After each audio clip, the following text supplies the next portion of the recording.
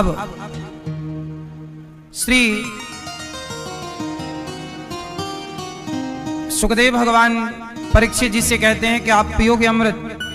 एक बार भागवत सुनने के लिए देवर्षि नारद जी ने भी, नारद जी सारे तीर्थों का भ्रमण करते हुए एक बार बद्री विशाल पहुंचे।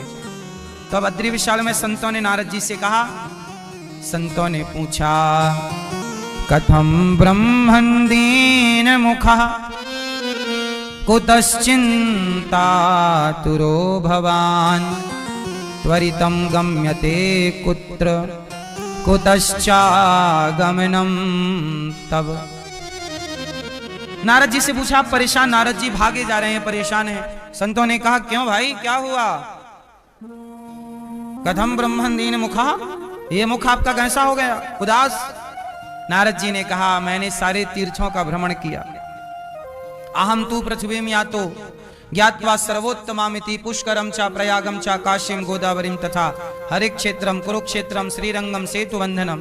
नारद जी बोले, मैं सारे तीर्थों में गया, परंतु ना पश्यम पुत्र मिच्छर्म मनः संतोषकारिकम। कलयुग में शांति नहीं है। मैंने सारे तीर्थों का भ्रमण किया पर शांति नहीं मिली। संतों ने कहा कि शांति बिना भागवत के थोड़ी होगी। आप कितना भी जप तप तीर्थ कर लो, पर यदि सत्संग नहीं करते तो परेशान फिर भी रहोगे। इसलिए थोड़ी सा सत्संग करना सीखिए, संतों की वाणी सुनना सीखिए। हम तो आप सबको प्रणाम करते हैं कि आज के कलयुग में भी आप जैसे भक्त हैं जो भगवान की कथा सुनने के लिए बैठे हैं।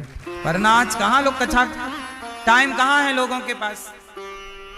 भागम भाग की जिंदगी है, भागते जा रहे हैं, काम काम काम। जब तलक रहेगी जिंदगी फुर्सत न होगी काम से।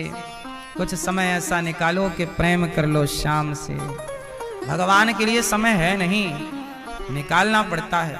नारद जी बोले, मैं सारे तीर्थों में गया, पर क्या? सत्यम नास्ति तपः शौचम दया दानम न विद्यते उदरम भरिणो जीवा वराकाः कूटभाषिणः मंदः सुमंद मतयो मंद भाग्यायुपद्रुताः पाखंड निरताः संतो विरक्ताः सपरिग्रहा। तरुणी प्रभुता गे हे शालको बुद्धिदायकः कन्या विक्रीणो लोभा दंपत्ति नाम च कल्पनम्। न योगी न विशुद्धो वा न ज्ञानी सत्क्रियो नरः। कलयुग है, कलयुग में क्या है? सत्यम नास्ति। कलयुग में किस चीज की कमी है? सत्य की। सत्य नहीं बोलते लोग। दिन भर में 50 झूठ बोलेंगे और 2 सच बोल देंगे तो ढिंडोरा पीटेंगे, हम बहुत बड़े सत्यवादी हैं, और जो झूठ बोला उसकी कोई गिनती नहीं। सत्यम नास्ति। इसलिए कहता हूं कि झूठा जीवन ना जिया करो, बिंदास सच के संग रहा करो। सच बोलने में आनाकानी नहीं किया करो, सच बोल देना चाहिए। सच बोलने में कोई दिक्कत नहीं। सच नहीं बोल पाए इसलिए महाभारत हो गया। भीष्म पितामह चुप रह गए। बोलो हाँ, चुप रहना अच्छी बात है, पर वहां चुप रहना पाप है जहां बोलने की जरूरत है। पितामह को बोलना था ना, दुशासन को 2 थप्पड़ जमाना था, कपड़े उतारता, ले नहीं बोले, नहीं एक्शन लिया। महाभारत। जहां बोलना है वहां जरूर बोलिए, और जहां नहीं बोलना वहां मत बोलिए।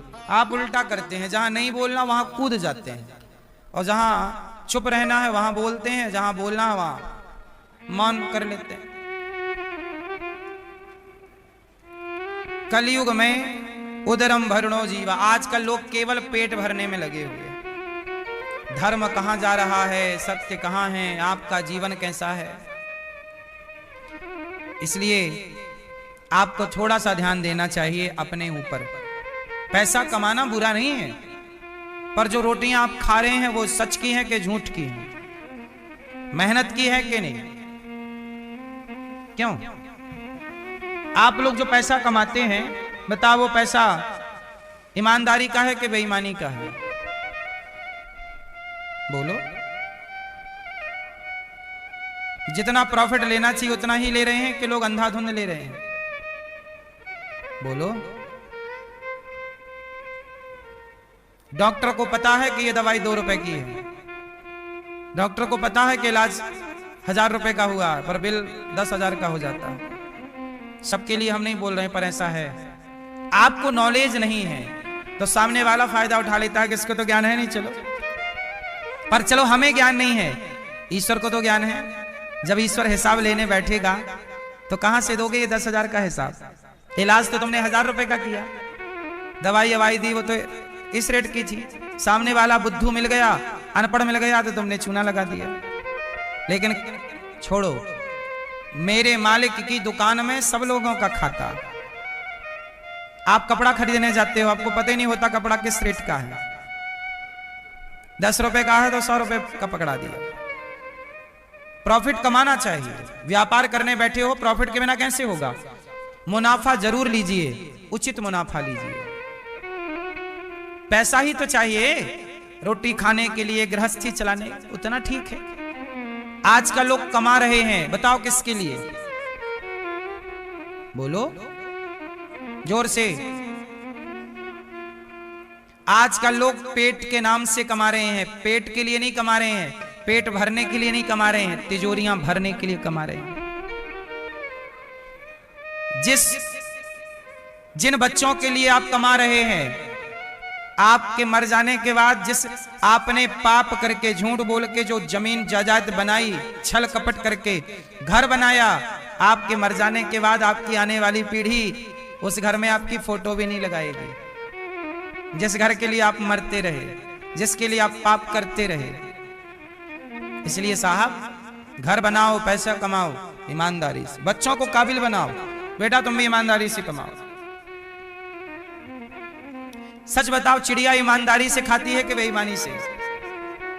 जोर से। क्या बेईमानी का खाना चिड़िया जानती है? शेर ईमानदारी का खाता है कि बेईमानी का? बोलो। अपना शिकार खुद करता है, कई बार शिकार के टाइम उसे चोट लग जाती है, मर भी जाता है शेर। ईमानदारी का हर योनि 84 लाख योनियां देखिएगा, सब ईमानदारी का खाते हैं। एक इंसान है जो बेईमानी का खाना चाहता है। किसी का 5,000 रुपए ले लेता है तो लौटाने का नाम नहीं लेता। खुद बेईमानी कर रहा है, जैसे वो बस चोरी कैसे भी करके खाना चाहता है। ये क्या कमाए? बेईमानी से कमाए, बेईमानी से किया तो क्या? अरे ईमानदारी से कमाओ, खाओ, बेईमानी ना हो। पहले के लोग डरते थे बेईमानी करने से, ईश्वर को तो जवाब देना पड़ेगा। आजकल कोई बेईमानी करने से नहीं डरता। हाँ, हर जगह बेईमानी हो गई है। अच्छा ये बताओ, पढ़ा लिखा आदमी 50,000 1 लाख रुपया नौकरी पाने वाला आदमी रिश्वत उससे लेता है जो मजदूर है। सच बताओ, जो 1 लाख रुपए कमा रहा है वो व्यक्ति 1 लाख रुपए महीने का कमाने वाला रिश्वत उन लोगों से ले रहा है जो महीने के 8,000 10,000 12,000 कमा रहे हैं। बोलो सही है ये बात की गलत है? अब मुझे बताओ कि 10,000 रुपए महीना कमाने वाला 1 लाख रुपए महीना कमाने वाले को रिश्वत देता है, और 1 लाख रुपए कमाने वाला उस पैसे से जाकर अपने बच्चों को चॉकलेट टॉफी खिलाएगा तो वो चॉकलेट टॉफी उनके बच्चों को पचेगी सही से? बोलो साहब, बद दुआएं ना कमाना, दुआएं कमाना। सरकार दे रही है लाख रुपए, 50,000, खुश रहो ना। माँ को भोजन करा सकें, आज का भोजन आप करा सकते हैं, माँ को तो जरूर कराइएगा। नाश्ता बंटवा सकते हैं तो जरूर बंटवाइएगा, क्योंकि आप भी सहयोग नहीं करेंगे माँ को, आप भी रोटी नहीं देंगे तो कौन देगा? भक्ति महारानी गौरी गोपाल आश्रम में देखो अखंड रसोई चलती है। कोई भी भक्त आओ, सबको भोजन, ये सेवा है। हम मर जाएंगे, क्या लेकर जाएंगे? इसलिए आपसे कहते हैं कि आप भी थोड़ा अन्नदान करो, ज्यादा जोड़ने के चक्कर में ना पड़ो। जोड़ना है, पुण्य जोड़ो, पैसा तो धरा रह जाना है सबका। टाटा जी गए तो कितना लेके चले गए, आप कितना ले जाओगे? क्यों भैया? अच्छे कार्य करना चाहिए, पैसे कमाने चाहिए, पैसा कमाना चाहिए सबको, और पैसे से समाज की। अभी हमारे मन में एक विचार है कि हम अभी आज ही गौरी गोपाल विद्यालय हम बनाना चाहते हैं, आज ही उसकी ड्राइंग तैयार हुई है, आधा काम ड्राइंग का हो गया है, कागजी कार्यवाही हो गई है, कुछ कुछ और बाकी है। जैसी कागजी कार्यवाही हो जाएगी, नक्शा पास होने का दे दिया है, अब सरकारी काम 10 नक्शा पास हो जाए, फिर गौरी गोपाल विद्यालय बना रहे हैं, जहां बच्चों को निःशुल्क पढ़ाएंगे। क्या पढ़ाएंगे? कक्षा 1 से लेकर 12वीं तक CBSE बोर्ड, और निःशुल्क आप लोगों से भिक्षा मांग मांग कर बच्चों को पढ़ाएंगे। बताओ ये सही है कि गलत है? तो आप भी साथ दीजिएगा। गौरी गोपाल गुरुकुल का नक्शा विद्यालय का जल्दी सब नक्शा पास होने का दे दिए हैं। अब सरकारी, अब जितना टाइम लगे, बस इसके बाद काम चालू हो जाएगा और 2 साल में लगभग तैयार होकर के बच्चे पढ़ने लग जाएंगे। तो आप भी जरूर विद्यालय के निर्माण में सहयोगी बनिए। मैं चाहता हूं कि हर गरीब वो व्यक्ति जो रिक्शा चलाने वाला है, कोई भी हो, सब समाज के लिए, लड़की लड़का सबके लिए गौरी गोपाल विद्यालय बन रहा है और निःशुल्क तैयार। केवल शिक्षा नहीं देंगे, वहां ऐसे संस्कार देंगे कि जिससे बच्चे अपने माँ बाप को घर से निकालें ही ना। थोड़ा वेदों का ज्ञान, पुराणों का ज्ञान, भारतीय दर्शनों का बोध हो। आज भारतीय संस्कार से बच्चे अछूते रह गए हैं, वंचित रह गए हैं, संस्कार ही नहीं है। श्रवण कुमार के बारे में जानते ही नहीं तो माँ बाप की सेवा क्यों करेंगे? बच्चों को श्रवण कुमार का पाठ जरूर पढ़ाना चाहिए, हरिश्चंद्र की बात जरूर पढ़ानी चाहिए ताकि सत्यवादी समाज बने।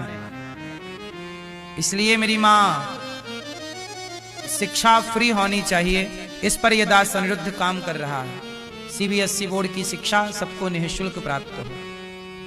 आप सब सहयोग और आशीर्वाद देंगे तो कार्य होगा। अभी भी गौरी गोपाल गुरुकुल में 150 बच्चे पढ़ते हैं, पास में गुरुकुल है।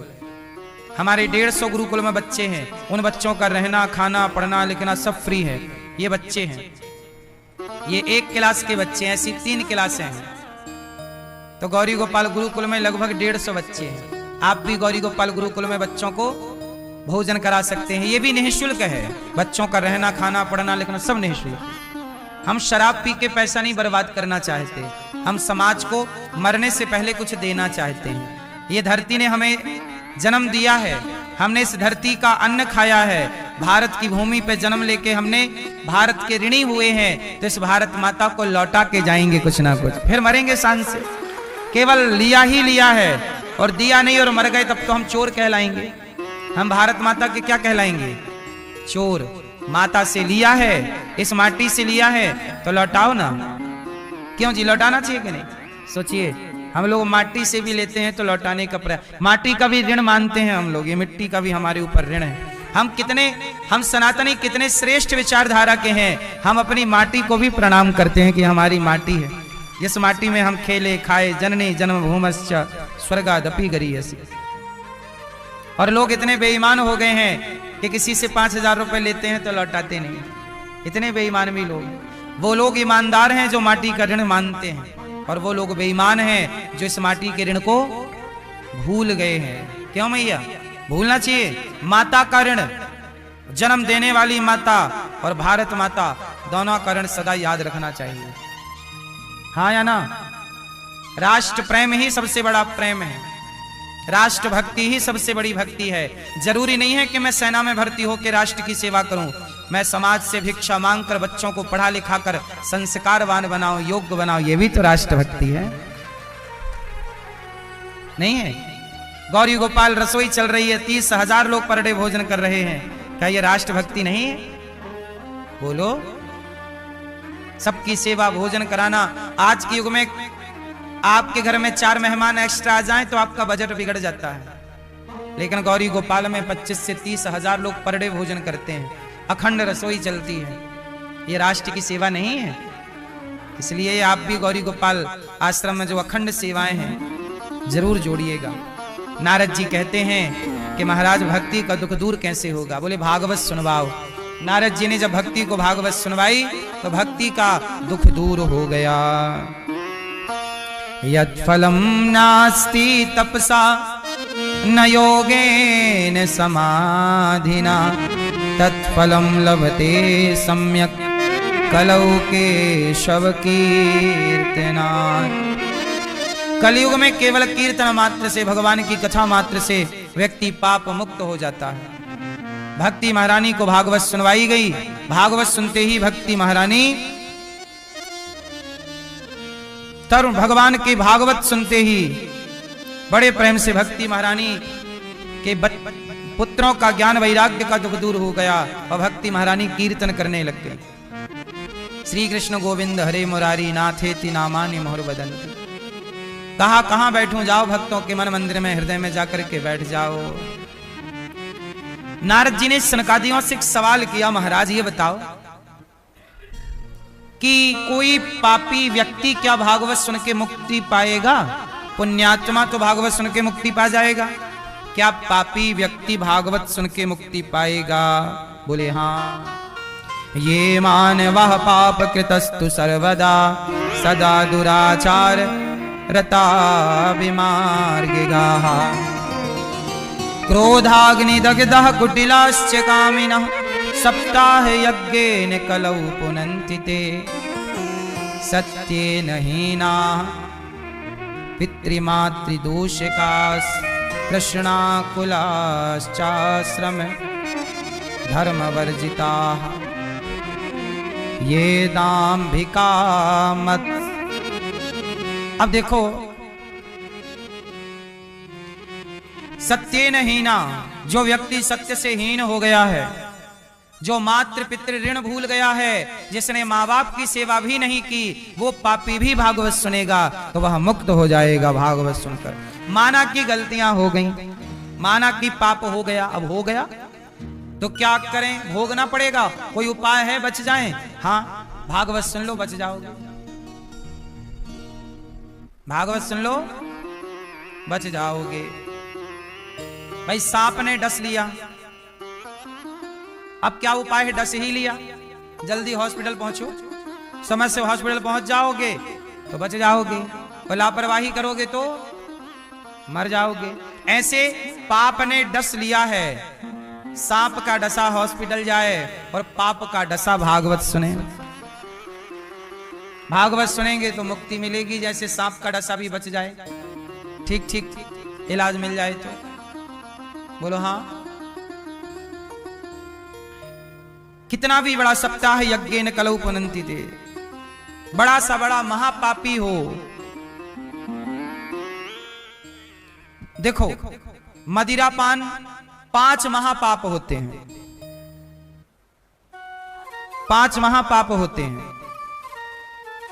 कौन कौन?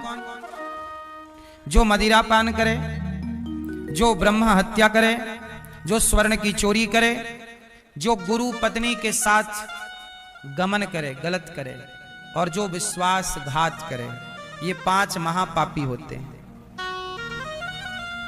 ठीक है? ऐसे महापापी भी भागवत सुने, जो क्रूर हो, छल करने वाले हो, जो पापी से पापी गौ हत्या का पाप जिन्हें लगा है, ऐसे व्यभिचार किया है, पर स्त्री गमन करके पाप किया, कैसे भी पापी हो, सप्ताह यज्ञेन कलौ पुनन्ति ते, भागवत सुन के पवित्र हो जाएंगे। कितना भी गंदा सोना हो, कितनी भी मिलावटी वाला सोना हो, भट्टी पे डाल दीजिए, पवित्र हो जाएगा। आग क्या करती है? सोने को शुद्ध कर देती है। जैसे अग्नि सोने को शुद्ध कर देती है, ऐसे भागवत पापी से पापी को भी पवित्र कर देती है। इसलिए भागवत जरूर सुनना चाहिए। इसलिए हम कहते हैं अपने माता पिता पितरों को भागवत जीते जी जरूर सुनवाओ। अपराधी कौन नहीं है, पापी कौन नहीं है। ये दास अनिरुद्ध, मैं स्वयं महीने में 2 भागवत जी सुनता हूँ, 2 भागवत जी के पाठ हमेशा कराता हूँ 12 महीने, क्योंकि हमसे भी जाने अनजाने में हम रास्ते में चलते हैं, चींटी मर जाती है, गाड़ी के नीचे मेंढक मर जाता है, कई बार कुत्ते बिल्ली मर जाते हैं जब आप गाड़ियों से चलते हैं। हमने जानकर थोड़ी पाप किया है, पर पाप से हम बच थोड़ी सकते हैं कली काल में। पाप से कौन बचेगा? कुछ पाप जाने कुछ पाप अनजाने में होते ही हैं। तो वो पाप से बचने के लिए, जैसे बारिश से बचने के लिए छाता जरूरी है, ऐसे पाप से बचने के लिए भागवत जी की छत्र छाया जरूरी है। इसलिए समय निकालकर भागवत जरूर सुनना चाहिए। भागवत जी के पोथी पाठ जिन लोगों ने कराए हैं, आप सब बड़े साधुवाद के पात्र हैं। और अभी 23 मार्च को फिर होगा, आप भी करा सकते हैं। अब यहां पर नारद जी ने कहा, महाराज आपने कह तो दिया कि पापी तर जाएगा, पहले ये बताओ कोई पापी भागवत से तरा? बोले हाँ।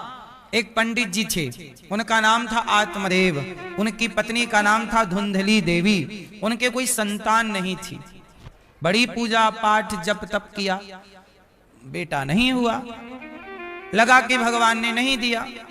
आत्मदेव जी ने एक दिन संत जी से कहा, महाराज आप तो साधु हो, बताओ हमारे पुत्र कब होगा? संत जी ने कहा कि हम तेरे भाग्य की रेखाएं देख रहे हैं, 7 जन्मों तक कोई संतान नहीं। चरणों में गिर पड़े आत्मदेव जी, महाराज ऐसा कष्ट ना दो, हमें पुत्र चाहिए, लोग बड़ा ताना मारते हैं कि तेरे तो बेटा नहीं है। धिक जीवितम प्रजाहीनम धिक ग्रहम चा प्रजा बिना, हम मर जाएंगे आपके चरणों में सिर पटक पटक के, आप तो संत हो, एक पुत्र की कामना है। संत ने कहा ठीक है, ये फल दिया, बोले पत्नी को खिला देना, पुत्र जरूर होगा। पर सुन, बेटे से सुख मिलता नहीं है, तू बेटा बेटा की जिद लिए बैठा है, बेटे से सुख नहीं मिलता। आप लोग कहते हैं ना बेटा हो जाएगा बड़े सुखी, अच्छा भगवान करे आपके खूब बेटा हो, हर साल एक बेटा हो, क्या दिक्कत है? लेकिन बेटों से सुख है नहीं। आप पड़े हो पीछे तो हम क्या करें, संसार की माया मैया ऐसे ही है। बेटों के लिए लोग मरते हैं, लेकिन बेटों से सुख है नहीं। क्या कहते हो आप? बोलो।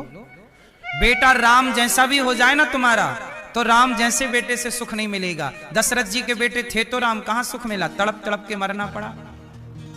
बोलो। कृष्ण जैसा बेटा था तो देवकी और वसुदेव जी का जेल में हथकड़ियां पड़ी हैं। कृष्ण जैसा बेटा पाकर भी मां बाप को दुख है, राम जैसा बेटा पाके भी कौशल्या रो रही है। कौशल्या माता जैसा दुख किस माता को मिला होगा, बताइए। इसलिए बेटों से सुख की उम्मीद जो आप करते हैं, ये उम्मीद ही आपको दुख देती है। इसलिए कहता हूं, भगवान करे आपके बच्चे हों, बेटा हो, पर उम्मीद बेटे से ना करिए। बेटे को पढ़ा लिखा के योग्य बना दो, और पीछे पीछे क्यों भागना बच्चों के? बुढ़ापे में हमारा साथ देगा। बेटे का साथ क्यों चाहिए? जितना बेटे से उम्मीद है, इतना भगवान से उम्मीद कर लो ना। बेटा साथ कहां दे रहे हैं, भगवान ही साथ देंगे। इसलिए पहले से माइंड सेट कर लो कि सहारा यहां से नहीं, यहां से होना है। मीरा किसके सहारे रही, बेटे के भगवान के? आप लोग हो बेटे का सहारा, बेटे ले लो सहारा। सहारा, हाँ, मीराबाई को किसका सहारा? विवेकानंद जी को किसका सहारा? तुलसीदास जी को किसका सहारा? सूरदास जी को किसका सहारा? सबका सहारा कृष्ण है। बस आप बड़े महान हो, आपका सहारा बेटा है। जाओ बेटा बेटा करो।